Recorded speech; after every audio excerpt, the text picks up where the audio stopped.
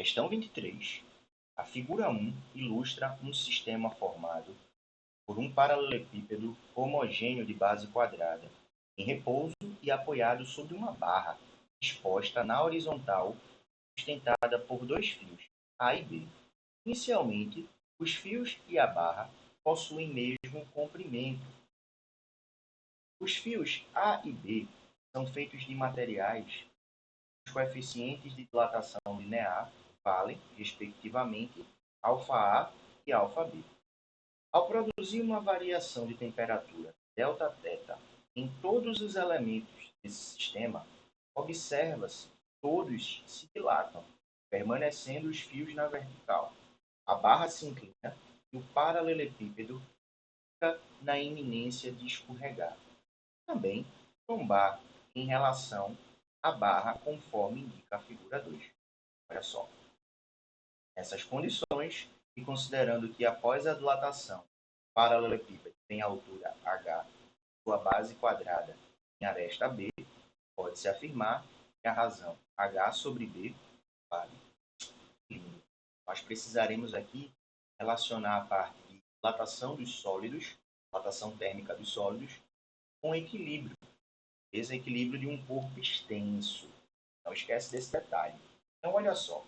Inicialmente, nós temos tanto o A, o fio B e a barra horizontal com o mesmo comprimento inicial, conforme o enunciado diz. E todo esse sistema, pessoal, vai ser submetido a uma mesma variação de temperatura. Tudo bem? E olhando para a figura 2, nós enxergamos que o fio B dilata mais que o fio A. Por que isso acontece? Se nós nos lembrarmos da equação da dilatação A, nós temos comprimento inicial vezes o coeficiente de dilatação vezes a variação da temperatura. Para o fio A e o fio B, o comprimento inicial e a variação de temperatura serão iguais. Então, para que o fio B ele dilate mais que o fio A, é necessário o quê? Que o coeficiente de B seja maior que o coeficiente de A. Beleza?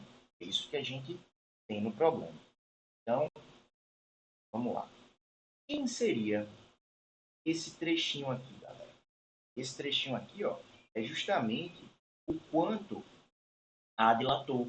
Então, eu posso chamá-lo de ΔLA. Esse trecho aqui seria o quanto B dilatou. ΔLB. Bem? Então, essa inclinação aqui, ó, pessoal, que podemos chamar apenas de ΔL, vejam, vai ser a diferença entre a dilatação sofrida pelo fio B com a dilatação sofrida pelo fio A. Beleza? E nós seremos capazes de medir essa inclinação, né, que chamei aqui de... Beleza? Quem seria esse comprimento aqui? A questão não informa o coeficiente de dilatação da barra. Então, podemos supor apenas que ela não vai dilatar. Então, esse comprimento aqui seria L0. Não fica tão claro isso no enunciado, né, pessoal? Mas a gente subentende isso, e aí é a crítica. Tá bom? Então, olha só, como é que a gente associa esse ângulo φ, L0 e ΔL, que é justamente a diferença da dilatação de B com A. Olhando bem para esse triângulo retângulo por meio da tangente, né?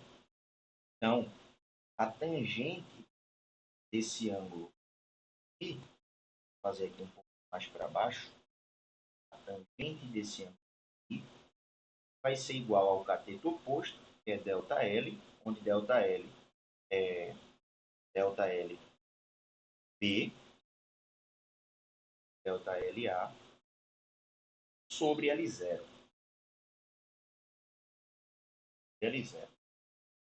Então, a tangente de φ vai ser igual a dilatação de B, produto do seu comprimento inicial, com o seu coeficiente de dilatação, com a sua variação de temperatura, produto aí, né?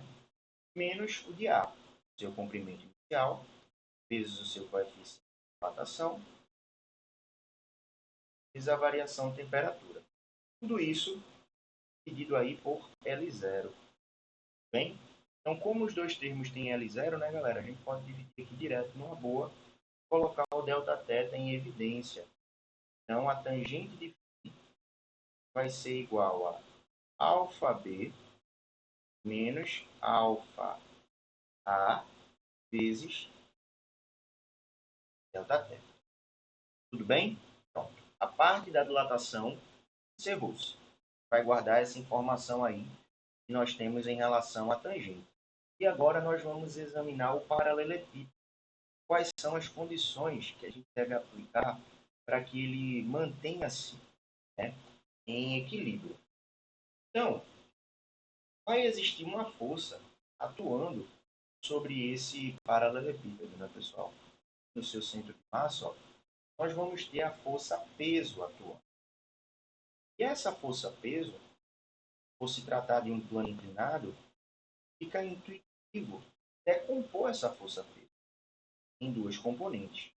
Uma componente horizontal, que geralmente chamamos de Px, está aqui, ó, componente horizontal, x,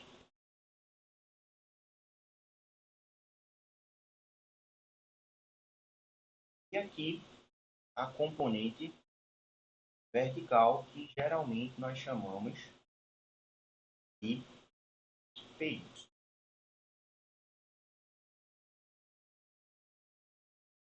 E lá daquela ideia do plano inclinado, que a gente sempre trabalha em problemas até bem mais simples que esse, nós sabemos que o ângulo entre Py e peso é justamente o ângulo de inclinação, né?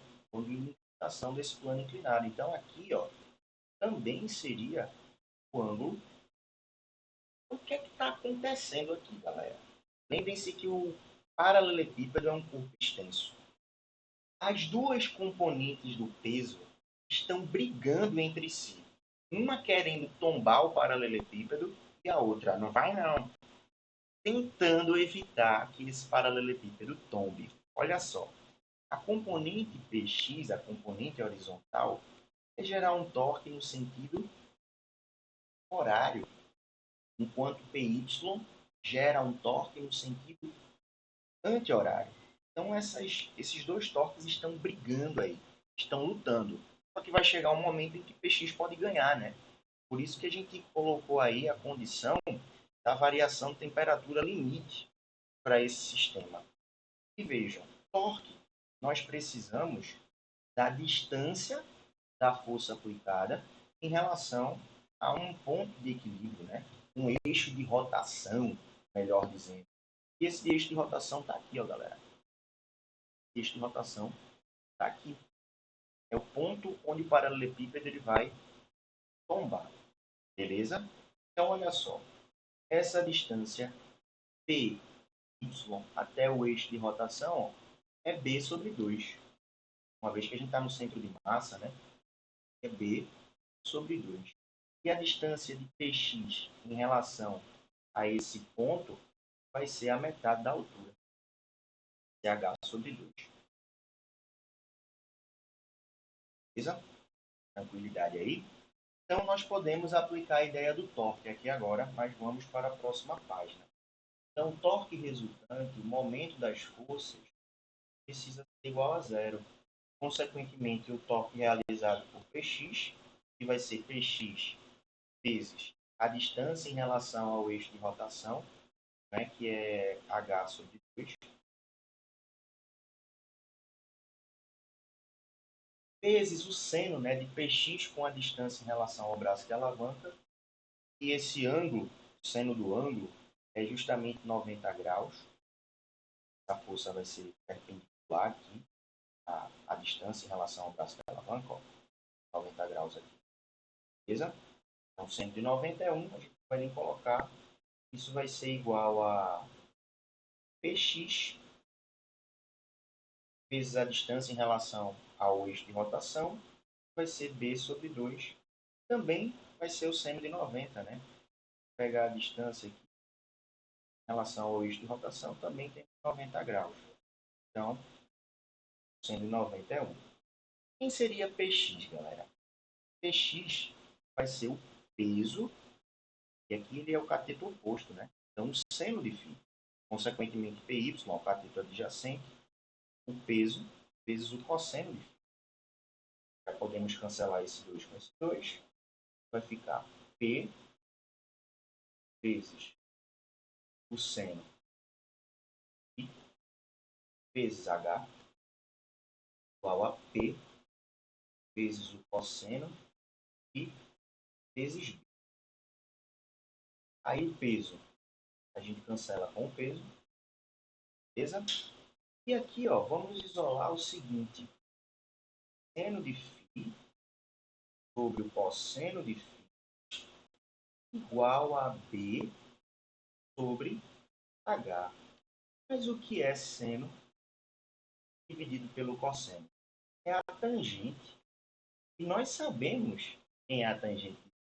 Nós obtivemos, né? Através da dilatação térmica. Aqui, quem é a tangente.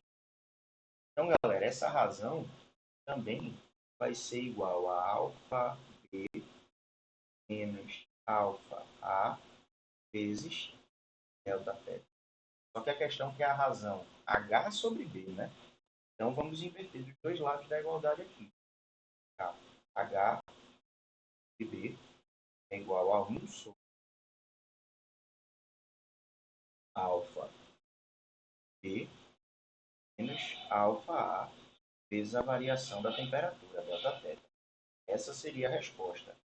E nós encontramos na alternativa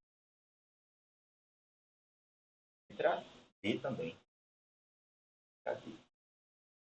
Tranquilo, galera? Um probleminha aí envolvendo dilatação térmica dos sólidos e equilíbrio dos corpos extensos. Tá ligado? Aguarda aí a próxima questão. Valeu!